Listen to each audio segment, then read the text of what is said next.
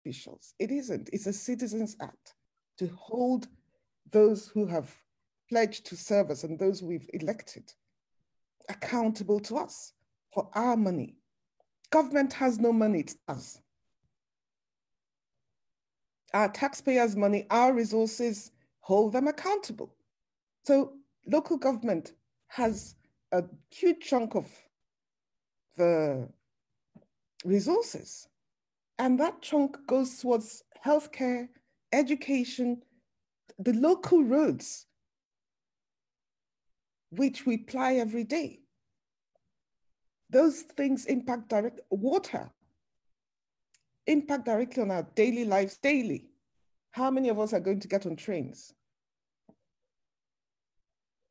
How many of us cross the Lekki Ikoyi toll gate? Yes, quite a number of us do, but everybody comes out on the street every day in their local environment. They take their children to school.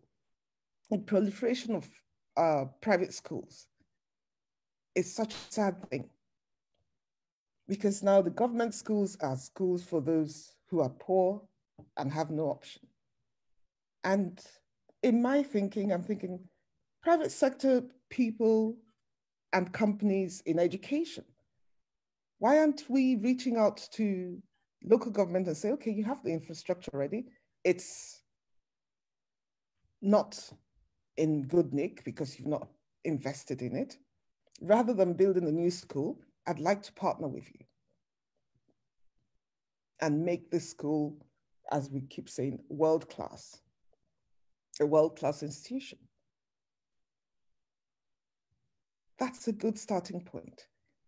If we go to these countries that many of us are running to educate our children, many of us are running to invest our money, you'll find that the infrastructure was built by private sector investors, local people in their local communities. So we cannot reinvent the wheel. We cannot sit here and expect that the world will come to us. 4 minutes, 4 minutes. I'll round up in a minute. When we are not prepared to partner, to invest in our communities. So I think the role of private sector in enhancing the PP option Nigeria is crucial. I think the private sector can start with small projects at local government level. Those small projects will be easier to control and ensure that there's no corruption or minimal corruption. There's accountability, because it's easier to hold a local government official to account than somebody who's, 2 levels up in the federal government. If for nothing else, I live and work close to you. Drive 5 minutes drive away from my home or my office. While if I have to come to the federal, I have to get on a plane and fly to Abuja. It's the way to go. It's proven in other jurisdictions, and I commend it to us. Thank you very much. Thank you very much, Mrs. Alabi. You have brought a new dimension into the discourse. In a nutshell, you are advocating what I call communalism as a model for PPP. And you have tried to demystify PPP by informing us that when we talk about PPP, we should not just be thinking of the mega projects. After all, mega starts from mini, that we should try to be minimal in our thinking by, first of all, engaging our local police, partner with our local governments. That's the lowest rung of governance in our country. Especially your suggestion of the model of resident associations partnering with their local communities resonates very well, because, like I've rightly said as well, if we don't start to do this by ourselves, we're going to have difficulties inviting others to come, and if you can't do the minimum, then we are likely not to be able, we won't be able to attract those who want to do the maximum. I want to thank you for this perspective, and I think that it sounds very well. This is a convenient junction to look at the questions that have been asked, and then the panelists should be prepared to answer the questions. Number one, Professor Odita, this question says, if we adopt or adapt PPP to schools, would that not amount to the introduction of fees in education, especially at the basic level, which should be both free and compulsory? Professor Odita? I'm not sure that it would amount to a violation. I think one needs to distinguish between the provision of infrastructure necessary to achieve free basic education with the basic education itself. Secondly, there are a number of ways in which an investor in providing school infrastructure can be remunerated. One of them is by fees, but it's certainly not the only means. The second one is by getting the government to pay. And so if, for example, an investor were to provide the school buildings, the library, and the infrastructure, there is no reason in principle why the government cannot agree to pay a fee either to purchase or to license, to lease the infrastructure over a period of time. So in that way, the government's finances are relieved, or the government is able to spread its capital expenditure over a longer term in favor of a private investor who is willing to put down the immediate investment. Yes, I can see that if the private investor were to ask for fees, that might breach. But my understanding of the issue, even in that limited context, is that so long as the government provides other alternatives which are entirely free, there is no reason why even a fee-paying school, where the fees are payable to the investor, cannot sit harmoniously with the free basic education. Very much. Now, this is what the next question is a free for all, and I will ask Professor Wright to take the first shot. It says, due to problems about the identity card, the federal government approached TAMS PLC, and under a PPP arrangement, TAMS PLC agreed, and the National Identity Management Commission was formed as the vehicle, as the JVC, as it were, the national ID card.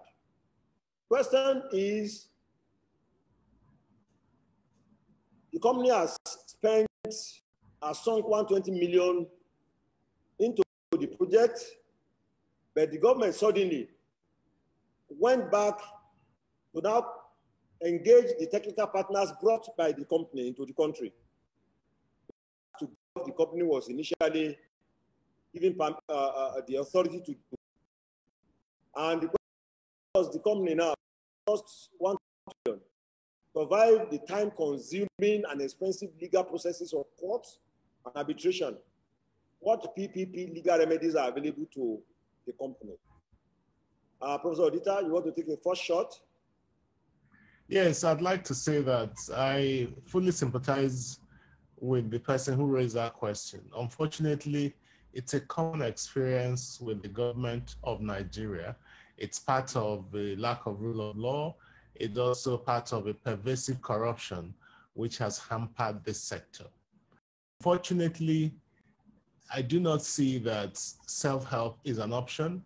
The question claims about the slowness of litigation and arbitration. But other than those two, what else do you have? You have mediation and you have self-help. Self-help does not seem to be an option with the government. Mediation, it's a possible solution if that would give rise to a speedy resolution of the dispute. But my own limited experience with government mediation is that often, even after the mediation, you need to enforce the terms of the mediation because some public official who has not had his share or her share of a pie feels that the mediation cannot be implemented and they create obstacles. So whilst it is unfortunate, one has to appreciate that there is no immediate solution in terms of self-help and that there has to be a time frame around dispute resolution, whether it is mediation, whether it is arbitration, whether it is litigation. And in a few cases, the government has asked the investor to withdraw the litigation or the arbitration in terms which were reached amicably. But the terms example is a common example. The government does that all the time. I did the Enron arbitration for the federal government of Nigeria, where the federal government invited Enron to come and invest in an independent power project. Enron came. And 9 days after signing a $560 million independent, a purchase agreement, the federal government of Nigeria simply directed PHC at that time not to perform. I was very baffled because I looked at the power purchase agreement and I couldn't find a provision which gave the federal government of Nigeria unilateral power to suspend the performance of the PPA. But they did that, and the federal government went, Enron went to arbitration, and the federal government defended that arbitration. And I'm aware that although we managed to limit the government's liability to about 10 or $11 million, the government has still refused to pay that more than 5 years after the award was made. So the federal government is very naughty. And there is a second example, which is even worse, where the federal government of Nigeria allocated an oil block to someone. The person paid a signature bonus. The federal government revoked that block, gave it to someone else. Not that they revoked it for national interest. They revoked it and gave it to someone else. And we asked the federal government to return the signature bonus, and they refused. We had to go to arbitration, ICC arbitration in London. I think it was Mr. Alege who defended the federal government. He had nothing to say. And he was talking about federation account, but the arbitrators were not at all impressed. How can you take someone's money, you take your asset, and then you refuse to give them their money? It just shows you the level of impunity and absence of rule of law which has plagued this sector of economy. Thank you. Thank you very much. Mrs. Alabi, you want to have a word on this? Yes, yes, I'm happy to. And I think what tends to happen generally is there's, when these contracts start, it's never done transparently. There's always some underhand thing going on, not always, but a lot of the time. And this hampers the ability to hold these officials accountable. In my experience, activist that I am, I have faced down those in authority and said, I will name and shame individuals who have done X, Y, Z, because you're not acting in the interest of my country. And it has worked.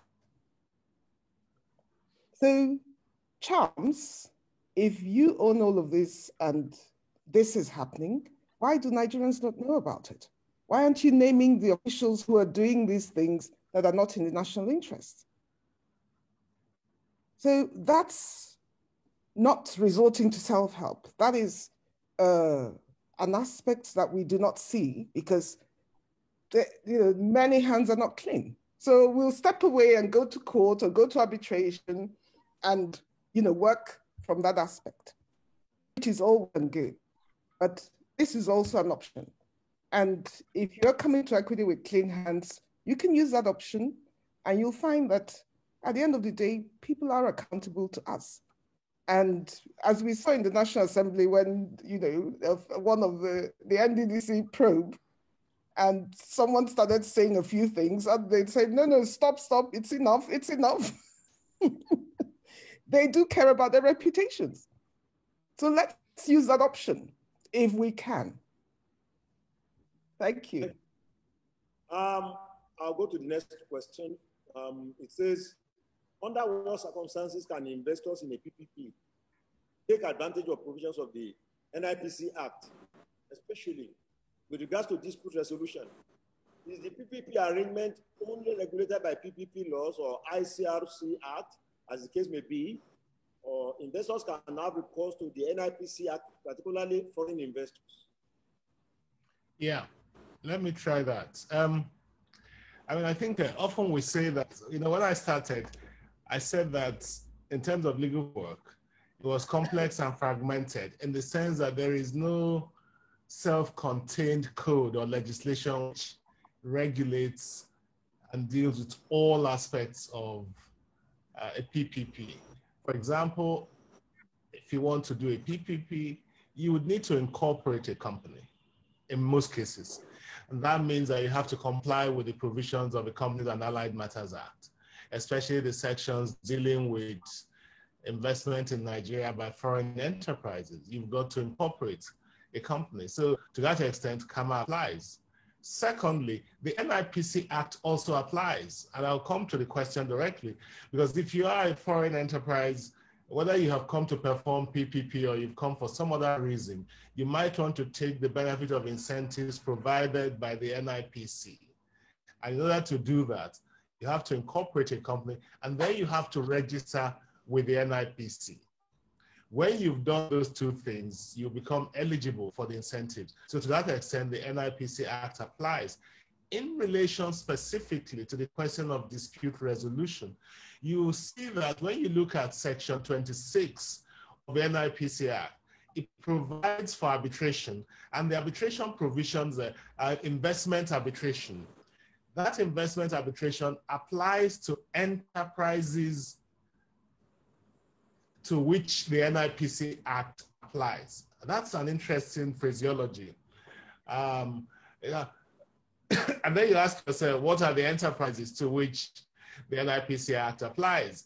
You find the answer by looking at, I think, sections 19 and 20. But among other things, you have to be incorporated. And more importantly, you have to be registered with the NIPC.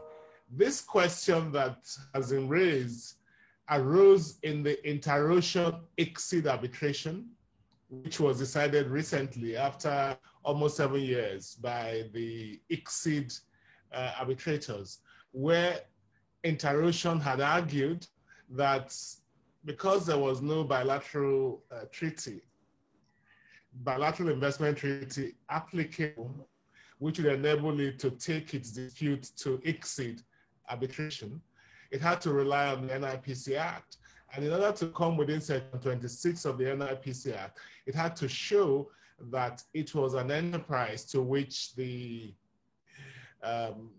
NIPC Act applied. But of course, Interocean was incorporated, I think, in the 70s, well before the NIPC Act. And the government of Nigeria shamelessly argued that Interocean was not entitled to protection because it was relying on the grandfathering provisions in earlier legislation, as opposed to having to register afresh under the NIPC Act. Well, it just illustrates to you the many booby traps in investing in Nigeria. And more importantly, the type of arguments which Nigerian government takes. When I used to litigate for the UK government, the government gives you a framework which tells you the type of arguments that the government can advance. So the government cannot just say anything that a private person can say. The government, as a government lawyer, you must know that the government is not able to take certain points. But in the case of Nigeria, at least in my own experience, the Nigerian government does not even give you any instruction at all. You just act as you like. And the government, to the extent that they give you instruction, they want to be obstructive. So the government is an irresponsible litigator, whether it's in the forum of litigation or arbitration. The government is a wrongdoer. The government adopts a very irresponsible approach to litigation or arbitration. And then at the end of the day, the government does not even obey the arbitration or the court judgment. And so you are saying to yourself, what type of lawlessness or madness is this? But just to answer the narrow question, yes, under Section 26, as a foreign investor who came to carry out a PPP transaction, so long as you've registered with NIPC Commission, you're able to take the benefit of the arbitration provisions under Section 26 of that Act. Thank you very much. Dr. Adekunle, are you still there? Yes, sir. Yes, sir. You want to on this CHAMS question before we go on? Yes, sir. My own is that I would like to ask what dispute resolution provision are contained in the agreement between CHAMS and the federal government. That's very important. Because from the facts presented, the contract agreement came up even before.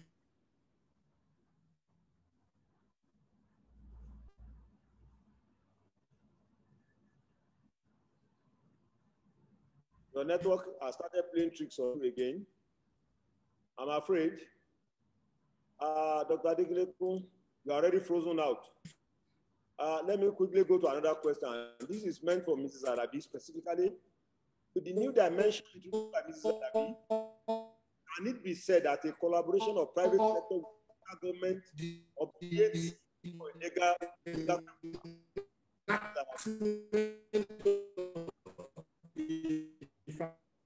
I'm sorry, you were breaking.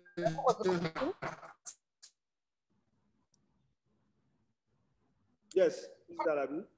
Alabi. Yusuf, you were breaking there. I didn't hear the question. If you don't mind repeating. Sorry, it's a new dimension introduced by Mrs. Alabi. Can it be said that the collaboration of private sector with local government obviates the need for a legal framework? Did you get the question? I did, yes. And certainly, I mean, there has to be a legal framework to everything we do. It doesn't have to be a specific set of rules. The existing rules can provide that framework around the specific project. So it can be a bespoke project-specific framework using our existing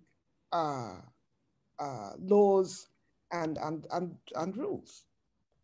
So nothing obviates the need for a legal framework. That's an essential building foundation stone to any sort of partnership.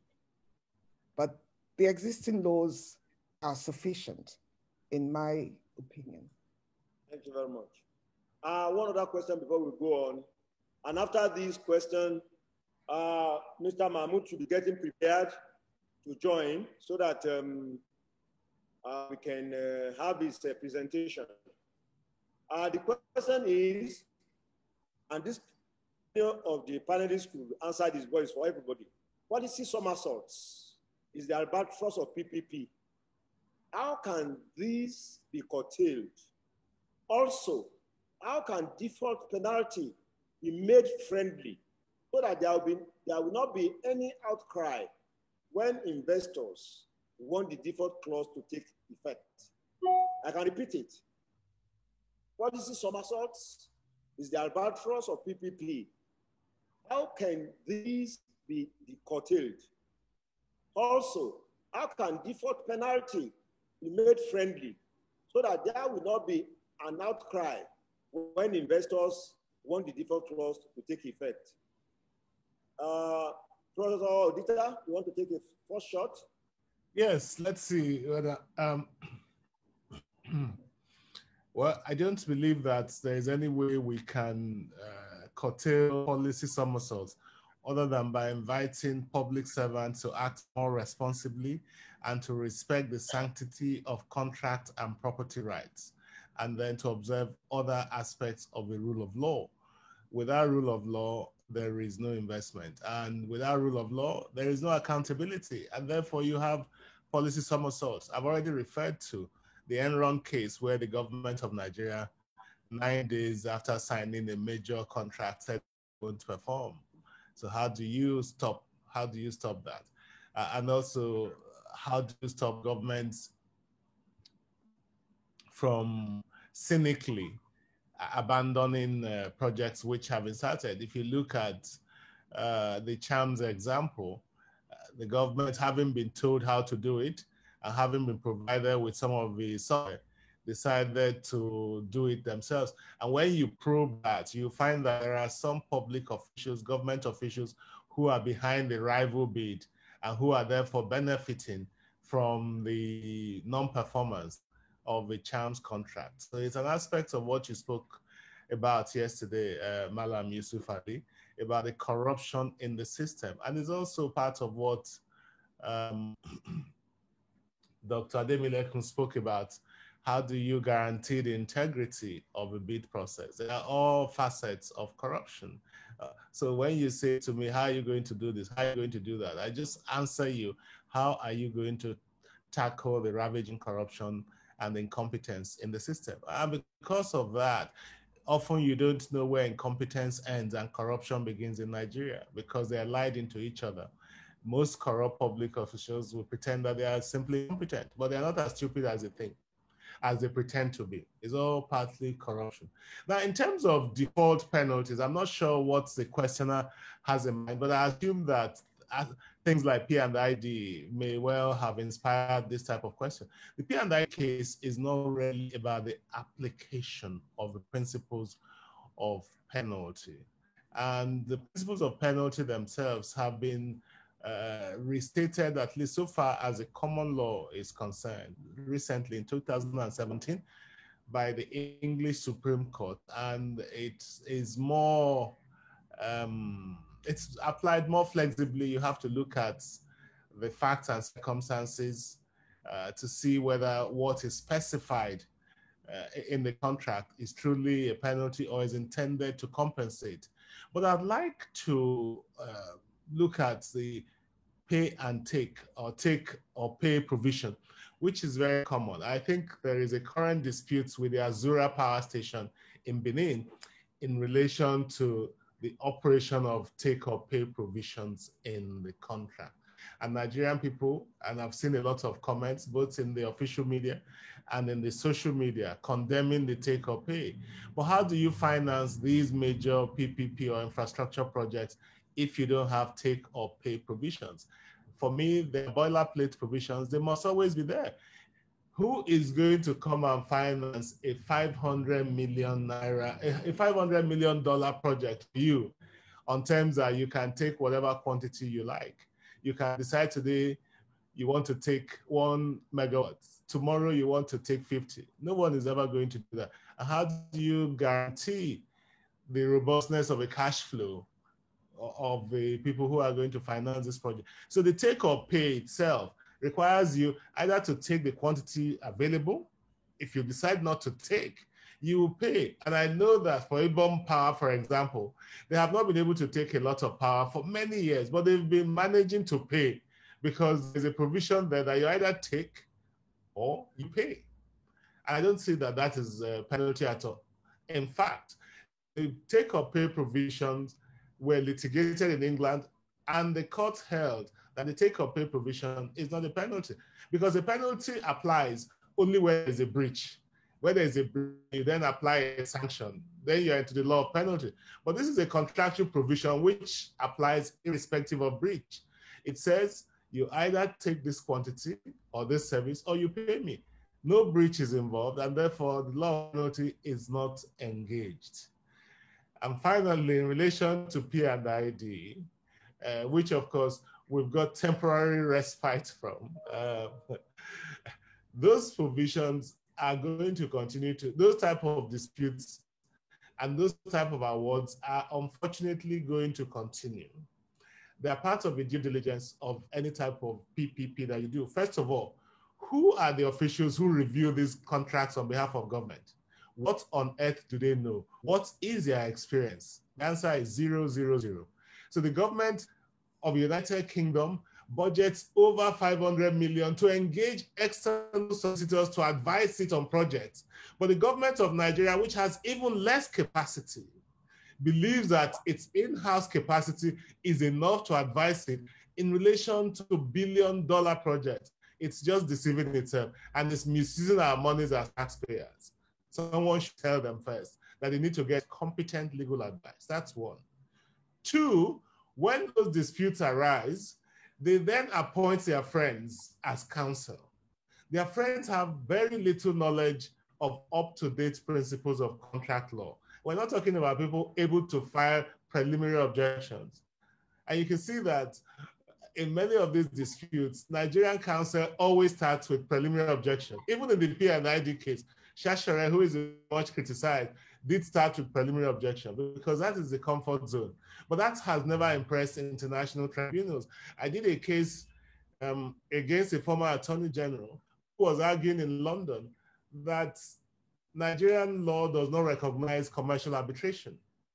And that is a former attorney general standing up before an international tribunal telling them that Nigerian law does not recognize commercial arbitration because under Nigerian constitution, civil rights have to be agitated in a public forum. So the concept of open justice, according to that attorney general, or former attorney general, meant that arbitration at private hearings are unconstitutional under Nigerian law. So that was his best argument. Of course, he lost because international tribunals are not impressed by these types of arguments. So the Nigerian government and developing countries, they need to engage competent counsel. Thirdly, they need to engage also competent arbitrators. I see, without meaning to criticize anyone, that at the quantum stage of P&ID, where they were talking about discounted cash flow, they went to take, I've forgotten which Nigerian lawyer, with all due respect, and with no expert evidence to support, how can you protect us? It's not the Nigerian government that you're protecting. It is all of us, because the government is wasting our money by these three levels of incompetence. Incompetence in drawing the contract, incompetence in selecting appropriate counsel to act in the dispute, and incompetence in engaging appropriate counsel to act as arbitrator. Until you sort those things out, which are all variations on the theme of corruption and incompetence, you are not going to make any progress. Thank you, Malam. Thank you very much, Prof. I think that it was yesterday, I think it was Dr. Babalaki yesterday, who made the point about the inability of the Federal Ministry of Works to pretend over any project that is as big as the Lagos-Ibadan Express Road. I think he made the point yesterday here. And what you are saying now is in the same variant of that. And I'm happy, like I said before, the Office of our Vice President is on this webinar as we're talking. I'm sure they are taking copious notes of some of these developments. We'll leave the question and answers for now. If you don't mind, we'll go to the last two papers for the day, and then we'll take the rest of the questions and answers. Mr. Abubakar Balarabe Mahmoud, SCN, is the managing partner of Diko and Mahmoud Solicitors and Advocates. He was former president of the Nigerian Bar Association. He holds his LLB and LLM from Ahmadu Bello Zaria, with emphasis in his LLM on specialization in company and labor relations law. He also has a diploma in sociology of law from ONAT International Institute for Sociology of Law in Spain, and diploma in international commercial arbitration from Keble College, University of Oxford. He has served on several national assignments and others. He's currently the vice chairman of the Indian Stock Exchange. I present to you, and I hope Mr. Mahmoud is very close by, Mr. Abubakar Balarabe Mahmoud SCN.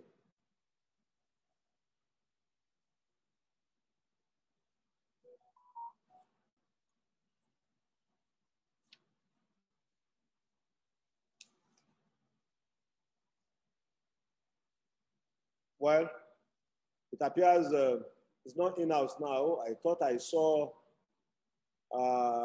one of his colleagues online. Anyway, let's then move to, and I think this next paper will address some of the issues raised in the questions. Okay? Can we then have Mr. Mahmoud on?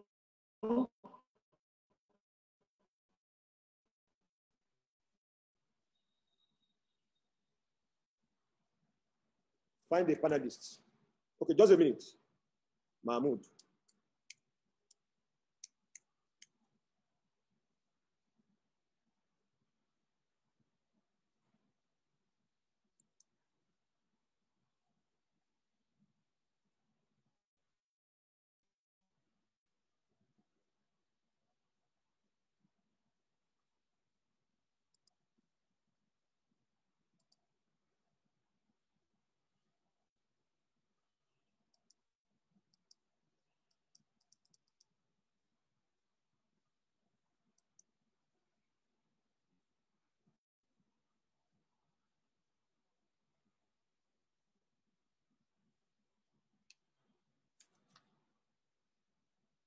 Sorry, I'm trying to invite Mr. Mahmoud to join us. I don't know what happened to him, apparently. Maybe he didn't.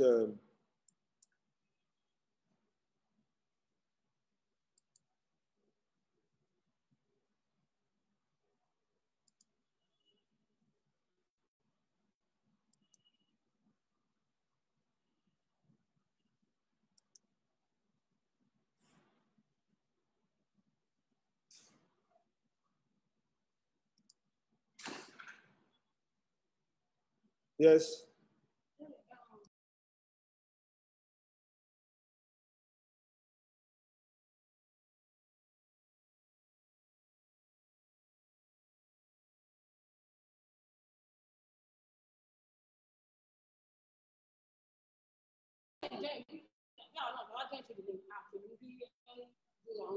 No, he has a link sent to him that he should join as a panelist. He should check his email.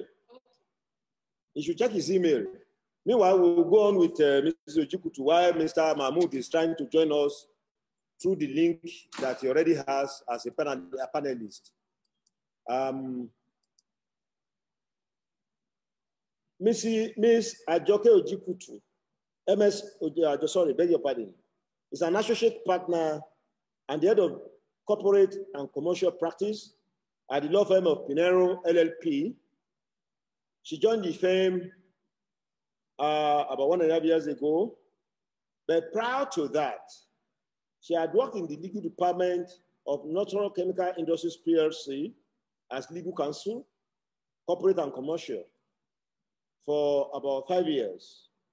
But before joining Natural, she worked as an associate in the law firm of George Etomi and Partners. She's particularly seasoned in negotiation, drafting and reviewing commercial contracts, advising on mergers and acquisitions, project finance, public-private partnerships, PPP, corporate restructuring, and corporate governance. As part of our key projects and achievements, she led a team of lawyers in advising West Power and Gas Limited, WPGL, on its multi-million-dollar acquisition of the Eco Electricity Distribution Company from the Bureau of Public Enterprises. Ms. Ojikutu, welcome. Please make your presentation and you can share your screen if you want. Thank you very much, Mr. Yusuf Ali, SAN. Thank you for the opportunity and good afternoon, everyone. I'd like to share my slide now.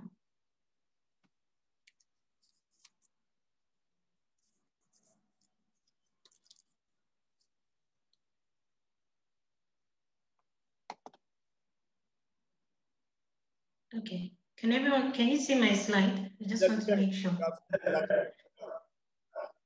All right, thank you. So today I'll be talking about the place of alternative dispute resolution in the resolution of disputes in public-private partnership agreements. As you all know, historically, litigation has been the traditional method of resolving disputes. But of course, what has happened, and generally just means a settlement of legal disputes before a court. So when a person begins a civil lawsuit, the person enters into a process called litigation.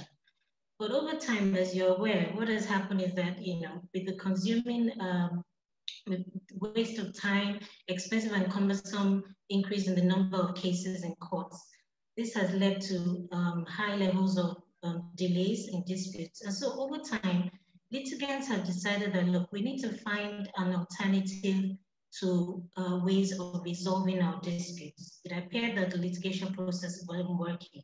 I mean, when you're spending 2-3 years resolving a dispute in court, that alone doesn't appear to work. And of course, when you look at the nature of PPP arrangements, because they're highly complex, capital-intensive commercial transactions, they cannot afford to go to litigation in view of the time spent. So this was part of the things that necessitated litigants to start looking for alternative dispute resolutions. And this brings us to ADR, which is the term alternative dispute resolution. It simply refers to the settlement of disputes outside of the courtroom.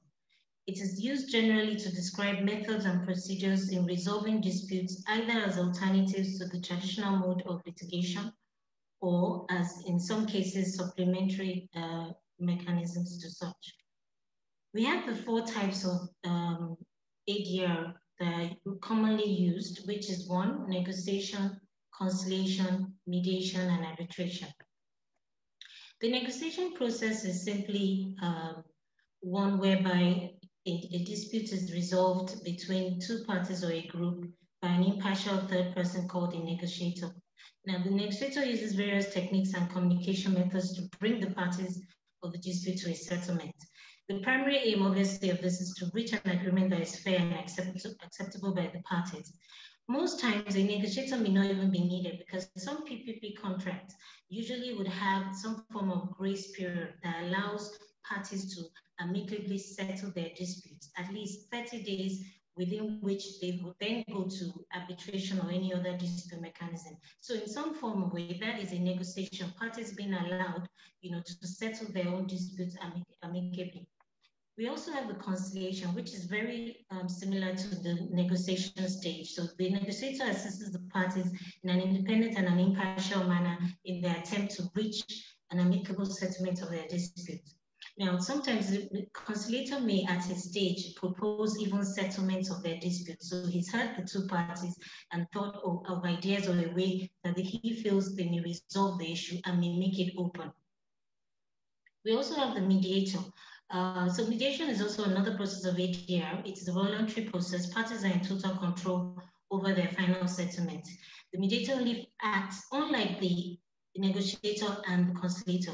The mediator only acts as a facilitator and does not necessarily interfere in the decision of the disputes. So what they do is that they simply assist the parties in finding a solution to their own disputes by themselves. So the mediator will simply hear both sides, ask them both to come up or give ideas or suggestions or recommendations on how they think they can resolve their own issues. And we have arbitration, which is most popular of all the ADR methods. So arbitration is simply the most formal of the ADR procedures. It takes a decision-making away from the parties, wherein the disputes between parties goes through a process to achieve an amicable resolution, usually by an impartial third party known as an arbitrator. The arbitrator arguments and evidence from each side and then decides the outcome of the dispute. Arbitration is less formal than a trial and the rules of evidence are usually relaxed. So the arbitrator, after reviewing the dispute between the parties, delivers what is referred to as an arbitral award. In some form of way, you could say that the arbitrator is simply someone who says, look, the 2 parties put your best foot forward and literally decides who the shoe fits. So it's a person who's neutral, but at the end of all document processes, comes to a decision and then gives an award. Arbitration can either be voluntary or mandatory. When it's mandatory, it simply means that it's either being made by an act of statute, an order of a court, or by the contractual obligation of parties in their agreements. When it's voluntary, it simply means that even though they did not initially have an ADR mechanism in the agreement, they can voluntarily go and decide that they can arbitration should apply to their dispute. Now, because the topic of today is a world-class framework for PPP framework in Nigeria, designing a world-class ADR system, it means we've got to look at the complex nature of PPP agreements. Prior speakers have spoken of the nature of PPPs in Nigeria especially. I mean, the complexity that goes with it, the government bureaucracies, the lack of one party's side not adhering to their obligations. And you can see that it's simply a private arrangement. It's an arrangement between a private party and a government entity, usually to provide a public infrastructure or public service, in which the two parties, the private party usually bears more significant risk and management responsibility. And of course, remuneration is often linked to performance. So of course, at the end of the day, for the PPP to succeed, obligations of parties must be met. The performance must be clear. Key issues must be made known. And of course, without PP, as you can see in the slide, it's an enabler. It acts as a catalyst, and it's critical to human and economic development. PPPs are critical to any country. I mean, they're indicators of a country's economic development and growth. And so in a developing country like Nigeria, we cannot afford to not have PPP projects. Why are ADR mechanisms encouraged above litigation, obviously? And I'll take you through some of them. One of them is the option it gives parties. It affords the parties the opportunity to exercise greater control over the way their dispute is resolved, in contrast to litigation. So the parties themselves can select the appropriate decision-making they want. They can go to either a mediation process, conciliation, and they can pick arbitration. It allows them to choose the law, the applicable law, the place, and even the language of the proceeding. Litigation does not afford you that. Confidentiality, because of the complex natures of PPP, commercial transactions and private investors usually do not want their disputes aired in public. So the confidentiality is key to them. So the parties can agree to keep the proceedings and the results confidential. This allows them to focus on the merits of the dispute without concerns about its public impact, and may be of special importance where the commercial reputations and trade secrets are involved. Of course, it preserves relationship, unlike litigation, where it's clearly never a win-win situation. I mean, ADR preserves goodwill, or at least does not escalate a conflict. It is not hostile like litigation, and most importantly, it preserves the relationship between the parties and allows them to continue to have a cordial relationship. Flexibility, it's more flexible and responsive to the individual needs of the parties involved. Enforceability, the parties are involved in the process, which gives them greater commitments to compliance and decision of which they take. Awards delivered by the arbitrator are also enforced.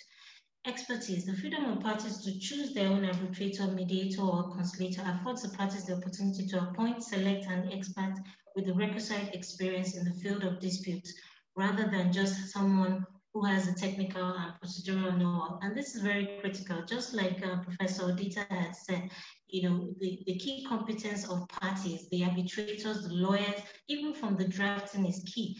And even when you're going into a PPP arrangement with government, you have to ensure that they, like, for instance, Lagos State has its own PPP arrangement. So obviously we want to believe that at this stage, they have some form of capacity in terms of PPP projects.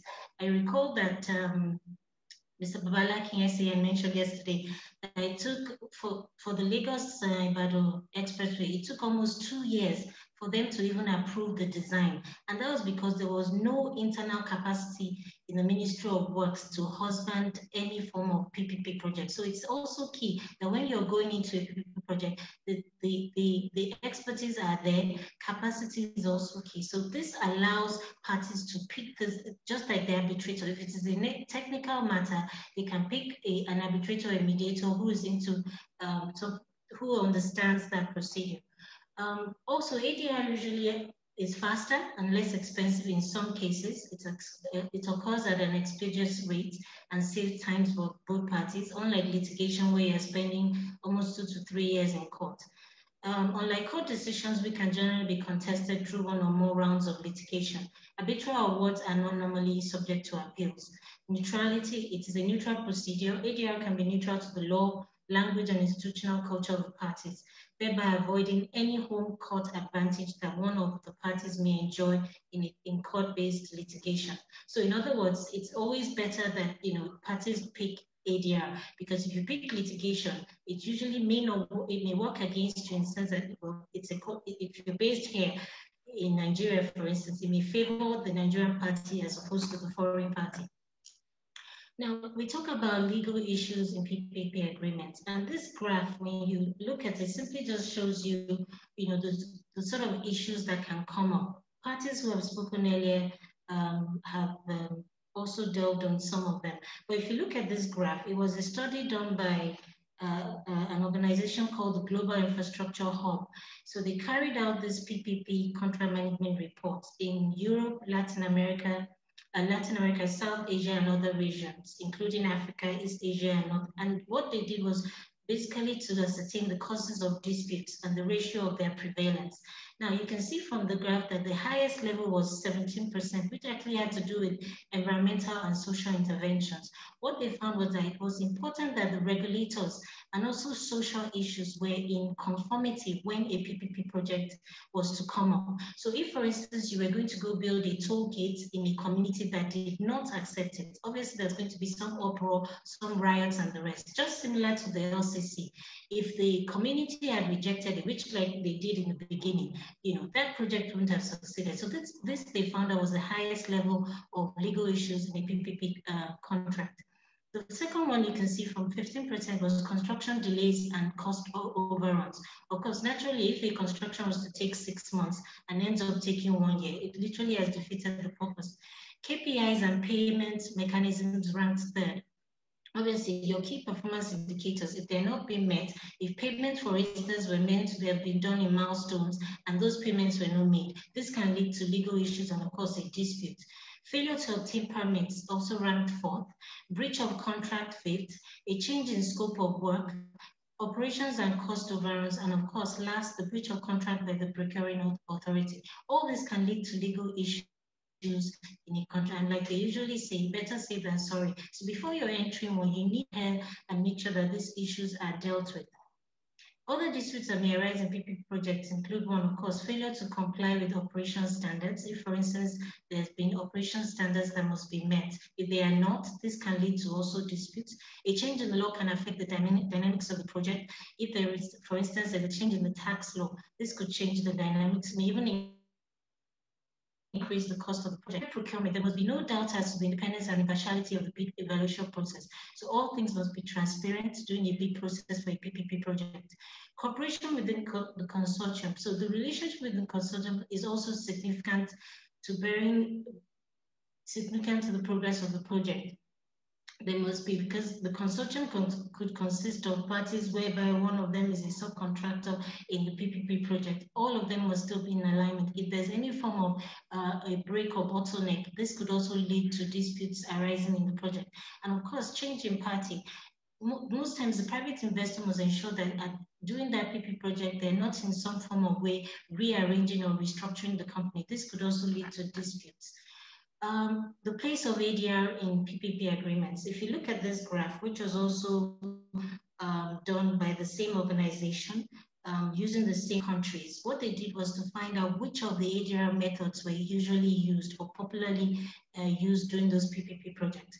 And you can see, coincidentally, that apparently litigation appeared to have been the highest. But that reason was simply because in some jurisdictions, it was not common to have a series of dispute resolution options. For instance, for example, in Spain, under PPP projects, the right to interpret the contract generally sits with the procuring authority. So if the project company disagrees with the procuring authority, they had no option but to go back to court.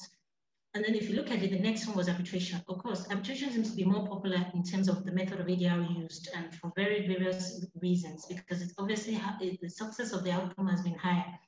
And you can see from the graph, it was 22% that picked the option. The next slide, the next graph is 13%. Surprisingly, people picked negotiation over mediation. The parties picked negotiation over mediation. Mediation came to just 9%. The next one was dispute resolution board. We found that in some contracts, they referred their disputes to a dispute resolution board. The next one was expert determination, and of course, the last being adjudication. So, of course, arbitration ranked really high there in methods of ways of resolving disputes for PPP projects.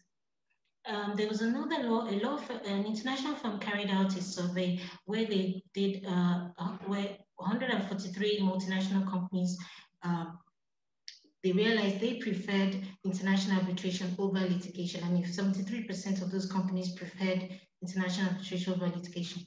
44% out of those companies who were involved in PPP projects also preferred arbitration as a better strategy. Only 11% of those companies preferred litigation over arbitration, and of course, this was because those companies were in developed countries where their confidence in their national court systems were high.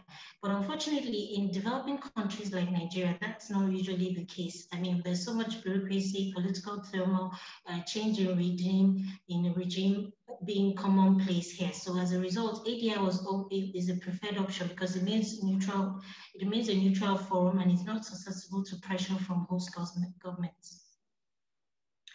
Dispute resolution in PPPs are always an area of great concern, and one that should be approached with great caution and expediency. Because of the complex natures of PPPs and the fact that they're also sector specific, disputes parties need to be careful when they're picking their dispute resolutions. PPPs are usually characterized by huge investment sums. Therefore, the safest option for a private party to invest is to protect an investment or get redress quickly in the event of a failure or a dispute is usually ADR. Due to the complex, of course, like I gave examples earlier, due to the flexible and confidential nature of ADR, the financiers in a PPP project are usually more comfortable granting long-term loans where ADR is the dispute mechanism adopted. You agree with me that it is a general known fact that the mode of manner in which a dispute is resolved affects investment. So definitely for foreign direct investment to flow into a country, the dispute mechanism used is key, because a few years ago, there was a research that showed that it was because we didn't have proper dispute mechanisms in Nigeria that we didn't have enough foreign direct investment. Obviously, because ADR is big, we have various laws governing ADR. We have the Citizens Mediation Center Law of 2003. We have the Arbitration and Conciliation Act. We have the Lagos State Arbitration Law 2009, and we have the UNICITRAL laws. There are other several organizations which are used to resolve commercial disputes as well. We have the Chartered Institute of Arbitrators of Nigeria, Lagos Court of Arbitration, the Regional Center for International Commercial Arbitration Law, Lagos Multi-Court House, Lagos State Citizens Media Center. We have the Federal High Court Alternative Dispute Resolution Center, which is present in all Federal High Court jurisdictions in Nigeria. We have the International Court of Arbitration of the International Chamber of Commerce. And of course, this slide just simply shows you what a sample arbitration clause would look like in terms of the ICC rules and then with relation to the Arbitration and Conciliation Act. Of course, what we can see from the slide that says, well, all disputes arising out of or in connection with the present contract shall be finally settled under the rules of arbitration of the International Chamber of Commerce by one or more arbitrators appointed in accordance with the said rules. In some instances, we have where parties can both pick the arbitrators, and the two arbitrators can then pick a neutral arbitrator who then decides and gives the award. In conclusion, the long-term nature of PPP project requires parties to seek quick and efficient solutions to disputes so as to avoid actions that can endanger the project, bearing in mind the essence of PPPs to infrastructure development. It is therefore critical that the inception of a project, a dispute resolution mechanism that incentivizes a resolution be chosen. Like I said, it's important and critical that parties ensure they pick the right mechanism. As you're aware, the businessman is interested in saving time, ensuring that he saves costs, and so it must be done in a manner in which to ensure that there are also no disputes between the parties and preserve relationships. Lastly, you need to ask when you're going into a PPP project this sort of question. So what is the most efficient process that will avoid project delays and cost overruns? What dispute resolution mechanisms benefit all parties? Can a win-win solution be achieved? And of course, which ADR mechanism preserves the type of PPP project parties undertake? Obviously, because there are different modes of PPP, there might also be different modes of ADR to apply to which one. So for instance, with a major construction work, it would be better to have an arbitration clause in your PPP agreement. Thank you very much.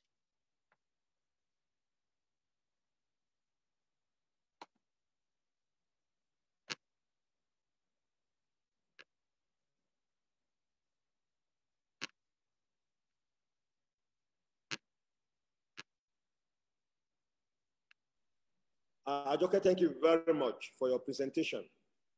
The drift of your presentation is to enable us know that when it comes to PPP of any type, the preferred method of dispute resolution is definitely not litigation, but ADR. And out of the four wings of ADR, negotiation, conciliation, mediation, and arbitration, arbitration appears to be the king of the four that is preferred by contracting parties in PPP. And I think that you also made the point, and quite clear, that absence of, at the time in our country, absence of very robust ADR mechanism was also responsible for lack of foreign direct investment. Good enough today, I think the situation has changed better for the better for our country. We now have so many centers now, both in Abuja and Lagos, that undertake arbitral proceedings and other such ADR proceedings. I want to thank you once again for the perspective and knowledge you have brought on this area. Thank you very much. We now go to, luckily we were able to get Mr. Mahmoud to come and join us. Mr. Abubakar Balarabe Mahmoud, SAN, had his education at Ahmadu Bello University, where he had his LLB and then LLM with a special emphasis on company law and labor relations. He's undergone other trainings after. He has a diploma in sociology of law from Honari International Institute for the Sociology of Law in Spain, way back about 20 years ago. He has a diploma 30 years ago, actually. He also has a diploma in international commercial arbitration from Temple College, University of Oxford, where Professor Odita teaches. And he has other professional certificates from Harvard and other institutions. He's served Nigerian Bar Association at the highest level as the president of the association. He's a life bencher of the body of benchers, and is the vice chairman of the Nigerian Stock Exchange. May I present to you AB Mahmoud SAN OON for his presentation. Thank you. Mr. Mahmoud? Yeah, good afternoon, distinguished colleagues and participants. Can you hear me? Yes, please. We can hear you. All right, thank you very much. First of all, I want to thank Yusuf for inviting me to participate in this very interesting and important webinar. I apologize, I've not been able to join for the full engagement. I've had a very busy week and I had to rush out of the board meeting now to be able to come on this particular session. And I thank Boma for agreeing to swap my earlier scheduled session for hers. So otherwise I may not have been able to join. So, Madam, congratulations to Garliff Chambers and to the Faculty of Law, University of Ilorin, for taking on this very important national duty, as it were, to really begin to scrutinize, as it is, the PPP space and to see how we can improve it. Definitely, the development challenges facing the country in terms of infrastructure deficit calls for more creative thinking in terms of how we approach this. So I'm not sure in what capacity I've been invited, but I think because it was indicated in the letter that I'm the first vice president of the Nigeria Stock Exchange. So I assumed, you know, and given the topic itself, I assumed that was the intention. So we put a few slides, which I can share with you. I will speak to some of the slides. Essentially, this highlights the role of the exchange and discusses some of the issues. I'm sure a lot of things have already been said between yesterday and today, and I was lucky to catch some of the conversation with Odita and also with the last presenter. So, of course, focusing on dispute resolution and so on. So it may be that my slides would be repeating much of what has been said in the last few days, but I do hope that you still find them useful. So I will share the screen and I will speak to them, to some of the slides. I don't know, is my screen visible? Your slide is there now. We can see your slide. Okay. You are sharing screen already. Okay. So you can see the topic of the presentation, right? Yes. Okay. So the role of the NSC in funding PPPs in Nigeria, I think this is what I was asked to speak on. And so I'll try to speak to this. I think I have a few slides, about 14 or so, and much of it may be things that we've already covered, but I'll speak to and highlight a few areas. So this is the general overview of the outline of what I intend to talk about. Overview of PPP in Nigeria. I'm sure a lot has been said already on this, and funding gaps and challenges. I'm sure also this must have been covered extensively. The case for PPPs, and look at some of the funding options. And then in terms of bridging the infrastructure gap, the role of the NSC. And some of the, finally, we'll look at some of the investor constraints. So this is the scope of the presentation, and I hope that it meets the mandate that I was asked to, or was given. So essentially, I've had, of course, much of, or some of this being referred to, but this just gives a snapshot of the regulatory framework in terms of the relevant laws that come into consideration when we talk about PPPs. I may have missed out a few. I think the Investment Promotion Act may be relevant, as I met in the tail end of the last session. So, but clearly the RCA Act is probably considered the primary governing legislations. Of course, other legislations will come in depending on what sort of vehicles are used, and what sort of instruments are also used in the arrangement. So this one looks at the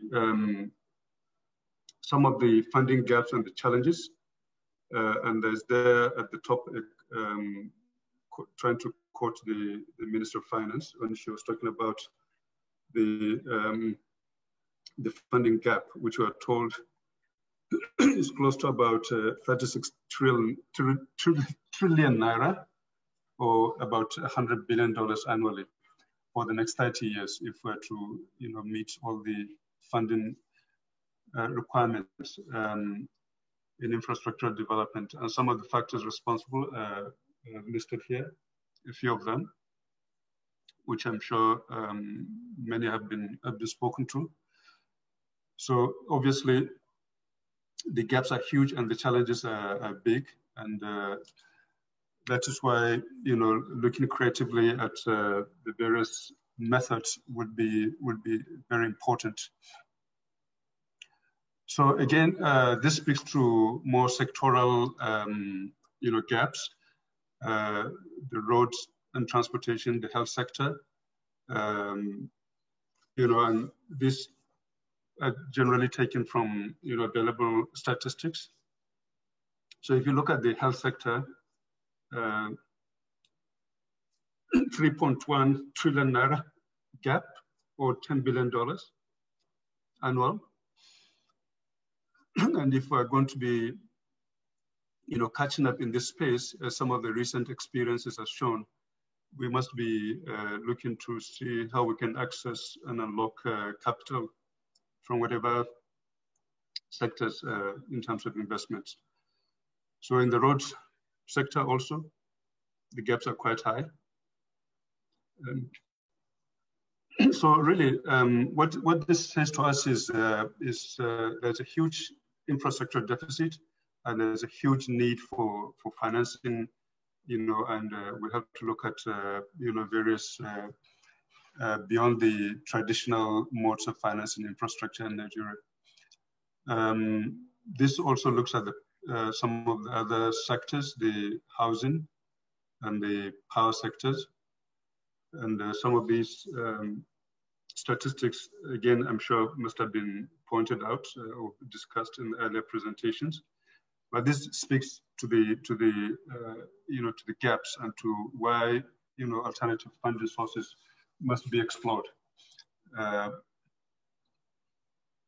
So this one talks through the state's debt to income ratios, and as you can see, in some of the states, these are prohibitively very high, which means is that states cannot really look up to their budgets for any significant financing of infrastructure, and this underscores, the importance of seeking alternative funding arrangements. So, why capital market financing? I think this is the question which has to be answered. And first of all, financing development is strongly correlated with financial development. It is strongly correlated with economic development. So we need to, we cannot talk about economic development with a wholly or underdeveloped financial sector, and capital market is an important part of that. So secondly, public finance, domestic banks and international financial institutions obviously cannot provide all the financing, especially given the wide gaps that we've seen in the Nigerian environment. So private sector finance is definitely needed to provide adequate funding for infrastructure support. And what this means is we need to create the environment that enables us to tap into this sector. So this slide talks to some of the solutions. I've already caught some of these comments, pointing to the need for special purpose vehicles. So essentially, on the right-hand side of the left-hand side of the screen, the conception is there. We conceive projects, whether A, B, or C, and it could be any kind of project. We can ring-fence them into a special purpose vehicle, and then on the basis of that instrument, to be able to access equity investment, usually through the stock market. And so this is usually the scheme that allows us to approach or use the capital market in terms of access to this sort of funds. So government infrastructure project, be they health, be they roads, be they whatever, can be properly structured, organized, and floated as special purpose vehicle companies that are registered. And then based on that, we approach the capital market, for funding. So this speaks to a different sort of arrangement, a concession arrangement, by which government projects are concessioned, and then the assets can be structured around a special purpose vehicle, and again, then that is used as a channel to access the capital market, either through equities or through bond investment, and then the cash is then injected into the SPV for the purposes of the project. So concession is obviously,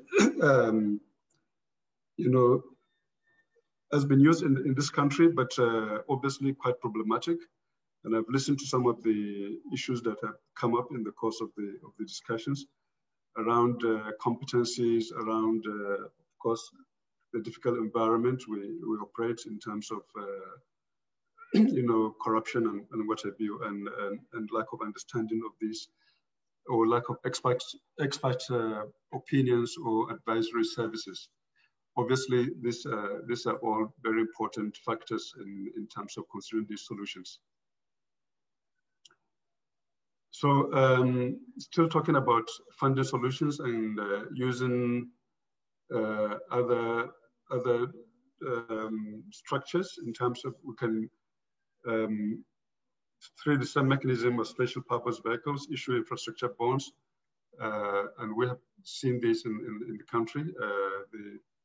The green bond and the Sukuk are being used, and this has been fairly successful. I know some of the road projects that have recently been embarked upon have been funded through the Sukuk structure, and I think the potential is quite huge, especially when we look at experiences of some other countries. Singapore, for instance, and a lot of the Middle Eastern countries who have been able to strongly develop the Islamic financing space and are able to, take advantage of that. So this gives a snapshot of some of the activities in the capital market and the Nigerian Stock Exchange.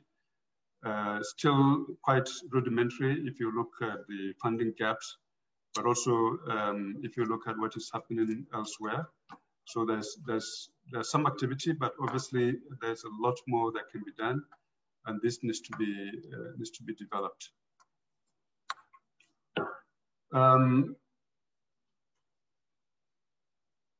So this slide, talks to some of the typical capital market investors in infrastructure, PPP financing, and like bond holders, which can be both local or international.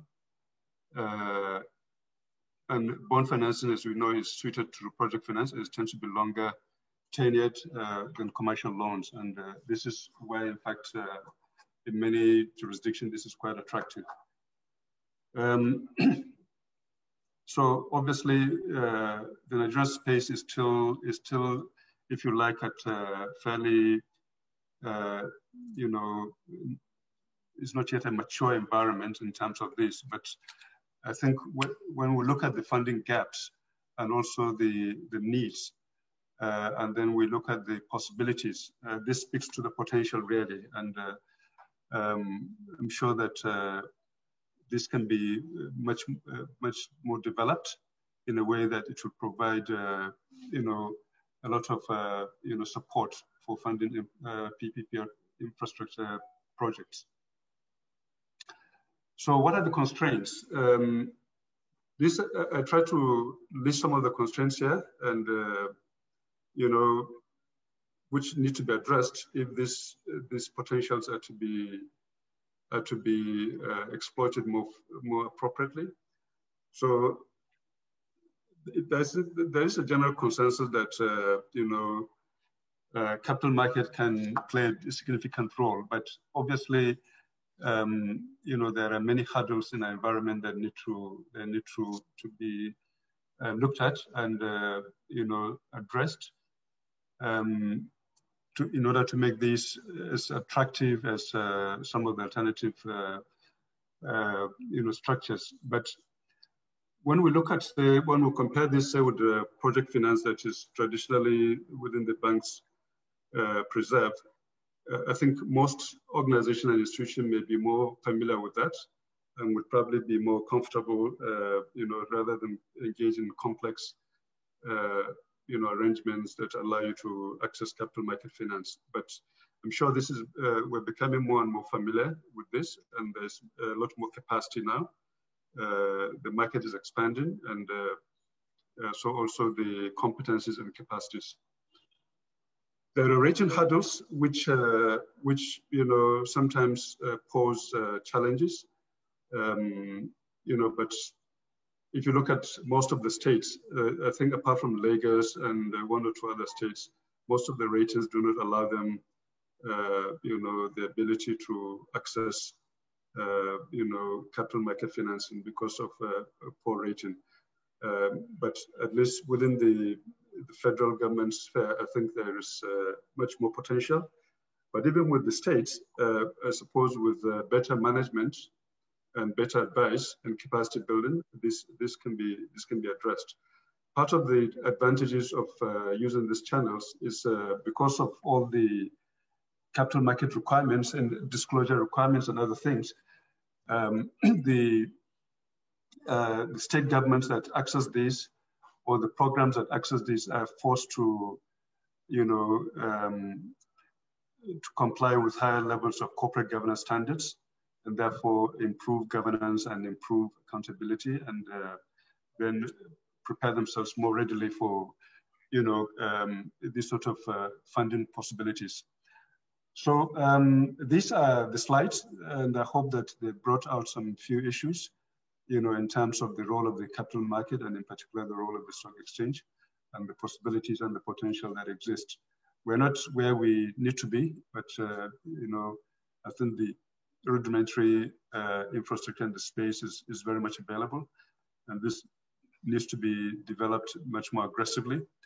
And I'm sure events of this nature will help in drawing out the need for this sort of engagements. So thank you very much, and that's the end of my short presentation. Thank you very much, Ebi Mahmoud SAN, for this very enlightening presentation.